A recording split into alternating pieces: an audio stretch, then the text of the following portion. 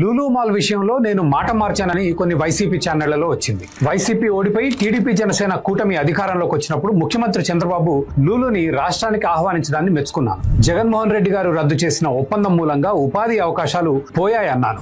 జగన్ గారు తన పాలనలో వ్యాపారాలను రాష్ట్రం నుంచి తరిమేశారు. Amar Raja, HCL, Jockey, HSBC, Foxconn, Brakes India, SoftBank, Franklin Templeton, Reliance, TCS లాంటి ఎన్నో కంపెనీలు రాష్ట్రాన్ని వదిలి వెళ్లాయి. ఆంధ్రప్రదేశ్ ప్రభుత్వంతో 2 దిగ్గజ కంపెనీలు MOU కుదుర్చుకున్నాయి. రిలయన్స్ రిటైల్, జియో, అల్లానా కంపెనీలతో ఒప్పందం చేసుకున్నాయి. సీఎం వైఎస్ జగన్మోహన్ రెడ్డి సమక్షంలో ఈ అవగాహన ఒప్పందంపై సంతకాలు చేశారు.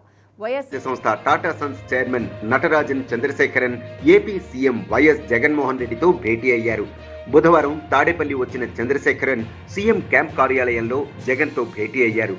ఈ సందర్భంగా ఏపీలో పెట్టుబడులు, అందుబాటులో ఉన్న అవకాశాలపై వారిద్దరి మధ్య చర్చ జరిగింది.